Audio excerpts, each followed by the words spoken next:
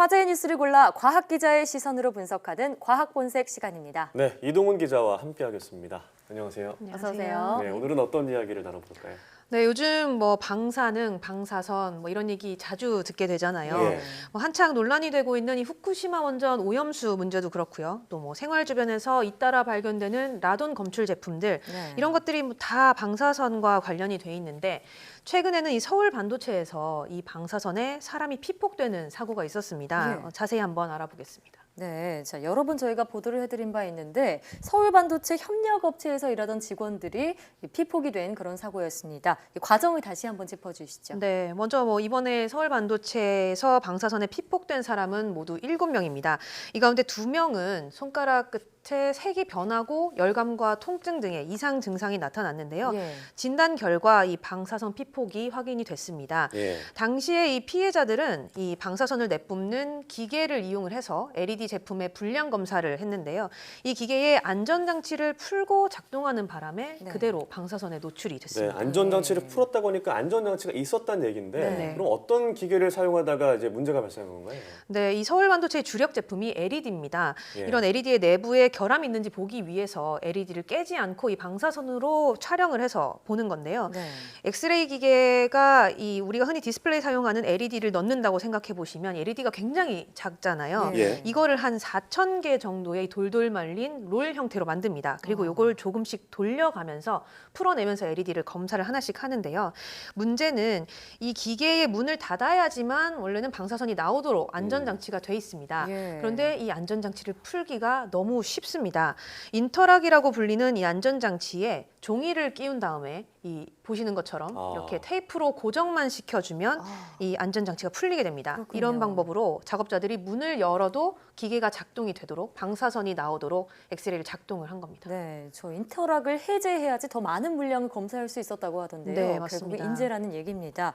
당시 작업자들은 이렇게 안전장치를 풀 경우에 방사선이 나와서 위험할 수 있다는 그런 사실 자체를 몰랐다고 하던데 네. 사실인가요? 그렇습니다. 이 작업의 경우는 불량이 발생을 하면 네. 직접 손으로 그 부분에 스티커를 붙여야 됩니다. 네. 그러니까 네. 손을 기계에 집어 넣는 경우가 생길 수밖에 없고요. 예. 어떤 경우는 이걸 확인하기 위해서 머리까지 이렇게 어. 넣고 작업을 하는 경우도 있다고 합니다. 그런데도 이 안전장치를 풀고 방사선이 나오도록 한 건데 문제는 이런 위험성에 대해서 전혀 작업자에게 설명을 한 적이 없었다는 겁니다. 네. 실제 피해자 이야기를 들어보면 출근 첫날부터 바로 이 작업에 투입이 됐고 단 한 번의 안전교육도 없었다고 합니다. 네. 심지어 이 기계가 방사선을 내뿜는다는 사실조차도 처음에는 몰랐다고 하는데요. 네.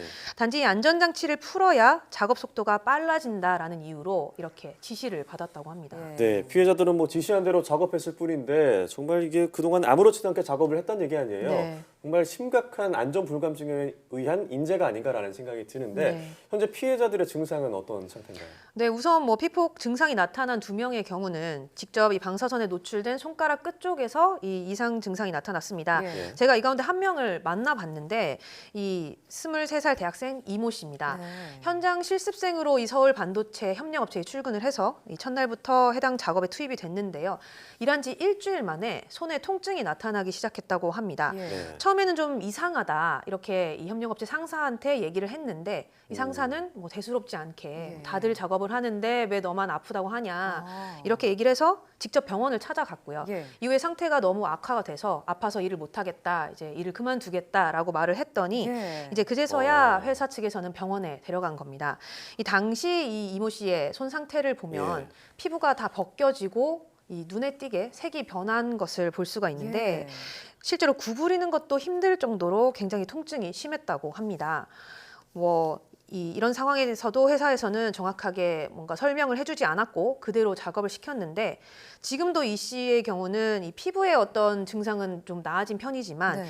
계속해서 통증이 이어지고 있고 또 손톱도 빠지고 있어서 일상생활이 자유롭지 못한 상태라고 합니다. 예, 아니 피부가 정말 심하게 벗겨지고 네. 검색이 변색이 이렇게 됐습니다. 네. 검게 정말 한눈에 봐도 증상이 심각한데 방사선량이 많지 않았다고 하는데도 네. 이런 증상이 나타날 수 있는 건가요?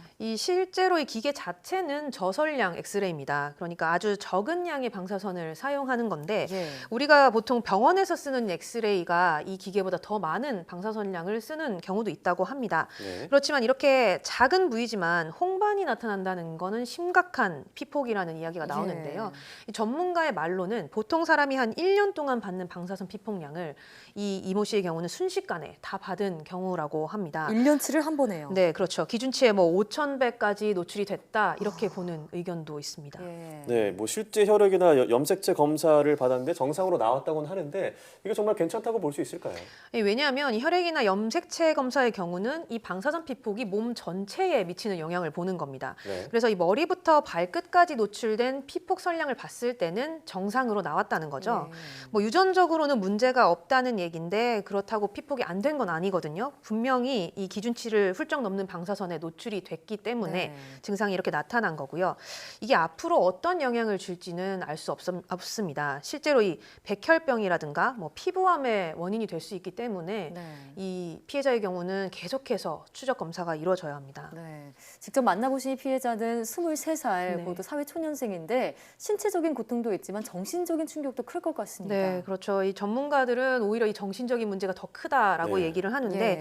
이 이모 씨의 경우도 현재 이 사고 이후로 정신과 치료를 받고 있고요. 그렇군요. 무엇보다 이 앞으로 어떤 이 고통이 더 있을지 모른다라는 두려움 때문에 굉장히 힘들어하고 있었습니다. 네. 그럼 이 사고에 대한 조사는 현재 어떻게 이루어지고 있나요? 네, 이 담당 규제기관인 원자력 안전위원회가 계속해서 이 서울 반도체에 대한 조사를 하고 있습니다.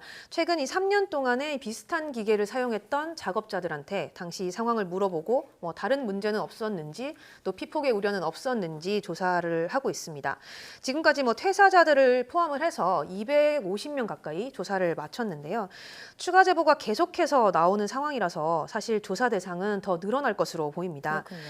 하지만 이런 비슷한 기계를 쓰는 곳이 사실 서울 반도체뿐만은 아니고요. 또 다른 업체에서는 어떤 방식으로 작업을 하는지 알 수 없는 상황입니다. 그래서 이 조사와 대책을 마련하는 예. 게 무엇보다 좀 시급할 것 같습니다. 네. 또 피해자의 아버지가 철저한 조사와 책임자 처벌을 요구하는 청와대 국민청원도 네, 올렸던데요. 맞습니다. 네, 말씀하신 대로 피해자들에 대한 보상과 함께 적절한 재발 방지 대책도 제대로 이루어져야겠습니다. 네.